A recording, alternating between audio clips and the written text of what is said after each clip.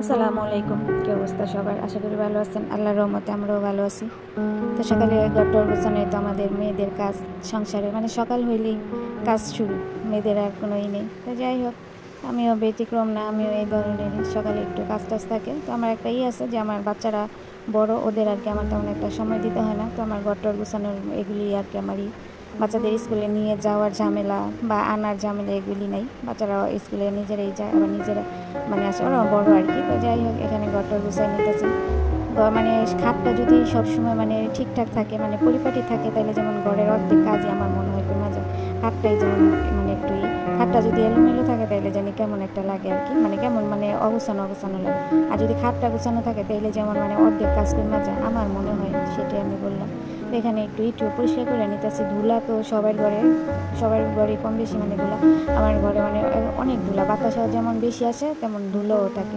তো সবসময় এগুলি পরিষ্কার করতে হয়, পুছতে হয়, করতে হয়। বেশি মানে ফার্নিচার থাকলে একটা ঝামেলা, এগুলি পুছারে করারে অনেক ঝামেলা। একদম খারাপ লাগে মাঝে মাঝে, এত পোষা করতে আছে না, কেমন যেন একটা বিরক্ত লাগে। সকালে নাস্তা খাইতে আমার 2-3 বার উঠন লাগে, এরকম একটা অবস্থা। তো যাই হোক, এখানে ঘরটর গুছাইতেছি। খাটটা পরিষ্কার করলাম। খাটটা পরিষ্কার মানে অর্ধেক কাজ মানে ঘরের হয়ে গেছে। খালাম্মা আবার আইসে, উনি আবার করতেছে, আমি আবার খাট গুছাইতেছি। এই ঘরের খাট মানে সবটি খাট একত্রে গুছাইতেও কিন্তু প্রায় 1-1.5 ঘন্টা সময় লাগে। অনেক সময় হয়ে গেছে এই ঘরের চাদর তুলতে হয়, ঘরের চাদর তুলতে হয়। আমি আবার রাত্রে করে টেবিল ফ্যানটা চাইরা ঘুমাই, কিন্তু দেখেন নিচে কেমন মশা, মানে এত মশা নিচে, মানে মশারির মধ্যে জমা থাকে, এরকম একটা অবস্থা। গুলুপ কিন্তু দৌড়াই, তারপরেও মানে এরকম মশা আর কি লাগে। মশারি টানে মানে সন্ধ্যার সময় গুলুপ দৌড়াই। গুলুপ না দৌড়াইলে তো মানে শীতের মানে শীত তেমন একটা আসে নাই, তারপরে যেমন শীতের মধ্যে আমার মনে হয় মশাটা একটু বেশিই লাগে, কারণ এটা প্রজন্ম মানে ওদের বেশি মনে হয় জন্মের একটা থাকে এই যে এই সময়, এরকম একটা অবস্থা।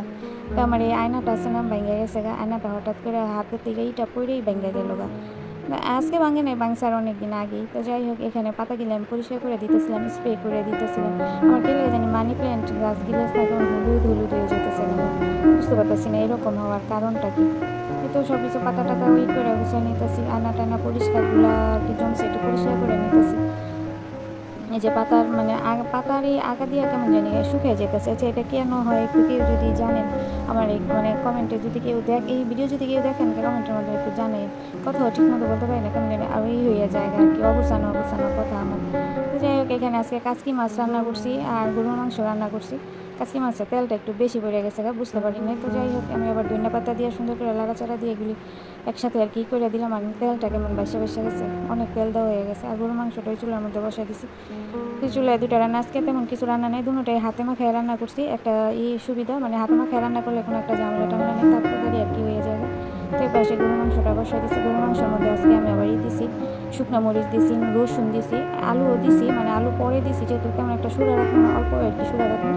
তো প্রথমে ভাবছিলাম কষাই এই রান্না করবোটা, দেখি মানে পোটলাটার মধ্যে একটু হাড্ডি হাড্ডি যেমন একটু বেশি, এই কারণে আছে আবার আলু দিলাম, যেহেতু হাড্ডি একটু বেশি, তো একটু সুরা সুরা রাখলে একটু ভালো লাগবে, নাহলে কষাইতাম আর কি। আমার গরু মাংসটা একটু কষাই আমার খাইতে বেশি আর কি ভালো লাগে। তো রান্না শেষে আমার গোসল হয়নি, মানে ওরা আর কি খাইব।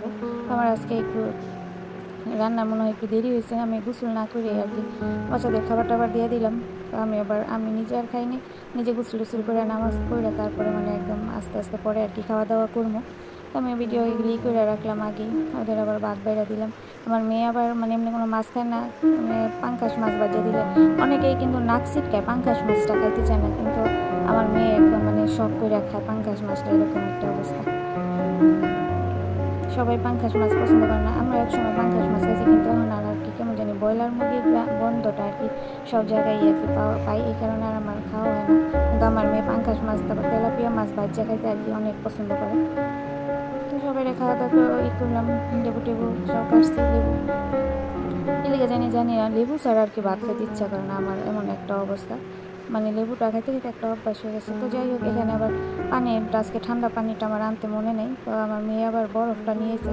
তো বরফটা আমি একত্রেই করে বরফটাই করে দিলাম, যাতে বরফটা গলিয়া পানিটার মধ্যে দিতে পারি।